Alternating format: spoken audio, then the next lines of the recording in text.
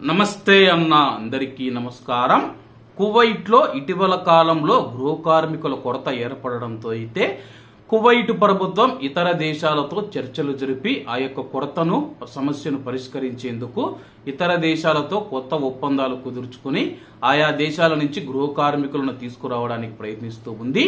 ఇందులో భాగంగానే ఇథియోపియా దేశంతో ఒక ఒప్పందం అయితే కుదరడం జరిగింది. ఇథియోపియా కార్మిక మంత్రిత్వ శాఖ కువైట్ లోని గృహ కార్మికులకు జీతాలు మరియు కమిషన్లను సెట్ చేస్తూ ఉంది. గృహ కార్మికుల జీతాలు మాకు ఇంత ఉండాలని చెప్పేసి ఇథియోపియన్ కార్మిక మంత్రిత్వ శాఖ తెలుపుతూ ఉంది.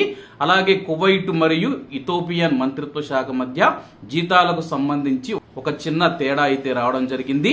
ఇథియోపియా ప్రభుత్వం ఏం చెబుతూ ఉందంటే, మా యొక్క గృహ కార్మికులకు అనుభవజ్ఞులైన వారికి 120 దినార్లు, అలాగే కొత్త కార్మికులకు 110 దినార్లు ఇవ్వాలని చెప్పేసి వాళ్ళైతే అడుగుతూ ఉన్నారు. కానీ కువైట్ ప్రభుత్వం మనం చూసుకుంటే ఇథియోపియా కార్మికులకు 90 దినార్లు, కొత్త వారికి 90 దినార్లు, పాత వారికి 100 దినార్లు ఇస్తామని చెబుతూ ఉంది. అలాగే దీనికి సంబంధించి ప్రతి కార్మికుడికి కువైట్ కార్యాలయాల ద్వారా సుమారు 400 దినార్లు చెల్లించాలని చెప్పి తెలపడం జరిగింది. ఎవరైతే గృహ కార్మికులు కువైట్ కు వస్తూ ఉన్నారో వాళ్ళను నియమించుకునేందుకు 400 దినార్లు ఇవ్వాలని చెప్పి అడుగుతూ ఉన్నారు.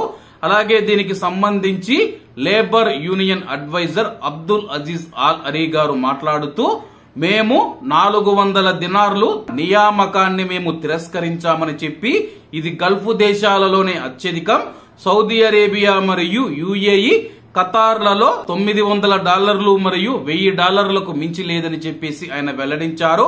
అలాగే కువైట్ కు వచ్చేసరికి $1300 అవుతూ ఉందని చెప్పి, అలాగే దినార్లలో మనం చూసుకుంటే 400 దినార్లు అవుతూ ఉందని చెప్పి ఆయన వెల్లడించారు. అలాగే యొక్క జీతాల మధ్య మళ్ళా సమస్య రావడంతో అయితే మళ్ళా అధికారులు కూర్చొని సమావేశం నిర్వహించి దీనిపైన చర్చించే అవకాశం ఉంది. కొత్తగా వచ్చే కార్మికులకు 110 దినార్లు ఇవ్వాలన్న ఇథియోపియా కార్మిక మంత్రిత్వ శాఖ నిర్ణయంతో మీరు ఏకీభవిస్తారా లేదా అని చెప్పేసి కామెంట్ రూపంలో తెలియజేయాలని కోరుకుంటూ, అందరూ బాగుండాలి, అందులో మనం ఉండాలి. అందరికీ నమస్తే అన్న, జై హింద్.